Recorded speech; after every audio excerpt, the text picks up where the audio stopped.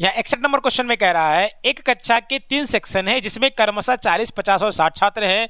इनमें से क्रमशः 10%, 20% तथा 10% उत्तीर्ण हुए। पूरी कक्षा में कितने परीक्षार्थियों ने उत्तीर्ण हुए, ये हम लोगों को यहाँ पर बताना है। तो 40 में 10% उत्तीर्ण हो रहे हैं, तो 40 का 10% कितना हो जाएगा, 4 हो जाएगा।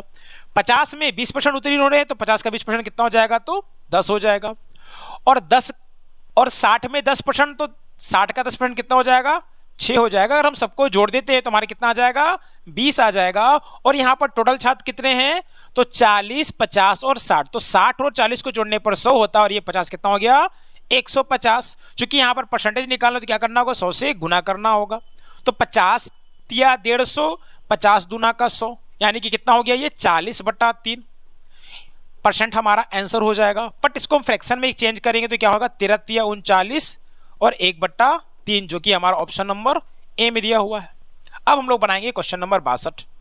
यहाँ 62 नंबर क्वेश्चन में कह रहा है खिलौने के मूल्य में प्रति खिलौना 20% वृद्धि किए जाने पर इनकी बिक्री की संख्या 15% कम हो गई। खिलौने के बिक्री मूल्य में कितना परिवर्तन हुआ। तो यहाँ पर खिलौने का जो मूल्य है वो क्या हो रहा है, 20% से बढ़ रहा है। तो 20% को हम लोग फ्रैक्शन में बदलेंगे तो क्या आएगा, 1/5 आएगा। अब हम लोग ये मानकर चलेंगे कि प्रारंभिक मूल्य कितना था, 5 था, जो 1 बढ़ गया तो प्रारंभिक मूल्य 5 हुआ और 1 बढ़ गया तो कितना हो गया, 6 हो गया। आगे कहता है 15% बिक्री में कमी आ गया, तो 15% को फ्रैक्शन में बदलेंगे तो कितना हो जाएगा, ये हो जाएगा हमारा 3/20। यानी कि हम ये मानकर चल सकते हैं कि पहले 20 खिलौना बिक्री होता था, अब 3 कम हो गया है। 20 बिकता था, अब 3 कम हो गया है, तो 20 - 3 कितना हो गया, 17 हो गया। तो अर्निंग कितना होता था हम लोगों को, 20 रुपए के दर से, सॉरी 20 पीस बेचा जाता था, 5 रुपए के दर से कितना आया, 100 रुपए आया। अब क्या है, 17 पीस बेचा जा रहा है 6 रुपए के दर से, तो 17 को हम लोग 6 से गुना करेंगे तो 17 × 5 = 85, 17 × 6 = 102 हो जाएगा। यानी कि पहले 100 रुपया का बिक्री होता था, अब 102 का बिक्री हो रहा है, तो कितना बढ़ गया, तो 2% वृद्धि हो गया। यानी कि हमारा आंसर क्या हो जाएगा, ऑप्शन नंबर ए हो जाएगा। अब हम लोग चलते हैं क्वेश्चन नंबर 63 की ओर। यहाँ क्वेश्चन नंबर 63 में कह रहा है अजय अपने वेतन का 25% घर के किराए पर, 5% खाद्यान्न पर, 15% यात्रा पर तथा 10% कपड़ों पर खर्च करता है तथा 27,000 की बचत करता है। तो आपको बताना है अजय का मासिक वेतन कितना है। तो 25% घर के खर्च और 5% खाद्यान्न, तो 25 × 5 = 30 हो गया। 30 + 15 हमारा कितना हो जाएगा, 45। 45 + 10 कितना हो गया, 55%। तो टोटल खर्चा कितना है उसका, तो 55% है। अगर वो 55% खर्च कर रहे तो बचा कितना रहा, 100 - 55 यानी कि 45%, जो कितना के बराबर है, 27,000 के बराबर है। अब इसको हम लोग काटेंगे 9 से, तो ये 9 × 5 = 45 और ये 9 × 3 = 27, यानी कि 3000 बार में कट जाएगा। यानी कि 5% का वैल्यू कितना हो गया, 3000। कुल आय जो कि 100% होता है, तो क्या करना होगा, इसको 20 से गुना करना होगा। तो यहां भी क्या करना होगा, 20 से गुना करना होगा, तो 3 दूना का 6, 6 पर 4 गो 0, यानी कि 60,000 हमारा आंसर हो जाएगा, जो ऑप्शन नंबर ए में दिया हुआ है।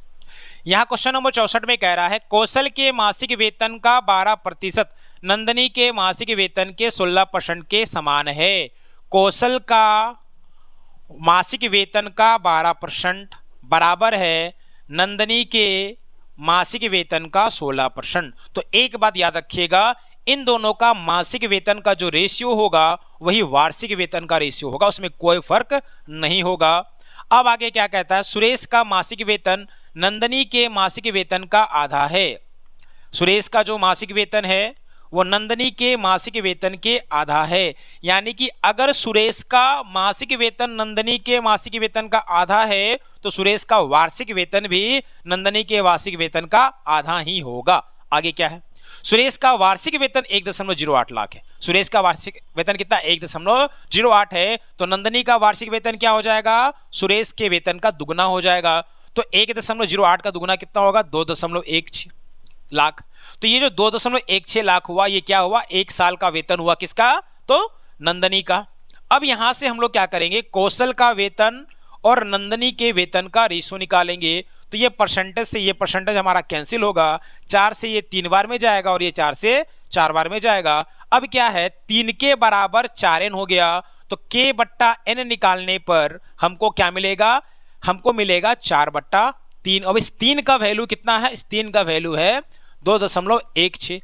अब इसको अगर हम लोग काट दे तो ये कटेगा 3 ही सत्ती 21 और 3 दूना का 6, 0.72 बार में। तो 4 का वैल्यू निकालने के लिए 4 से इसको गुना करना होगा, तो ये 4 दूना का 8 और ये 7 चौके 28, यानी कि 2.88 लाख वार्षिक वेतन हो जाएगा किसका, कौशल का। बट यहाँ क्या पूछा है, यहाँ पूछा है मासिक वेतन।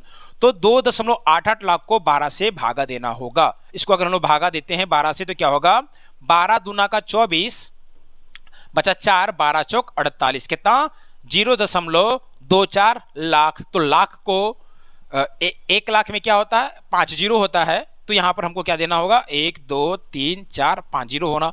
अब इन दोनों को गुना करने पर क्या आ जाएगा, हमारा आंसर 24,000 आ जाएगा, जो हमारा ऑप्शन नंबर डी में दिया हुआ है।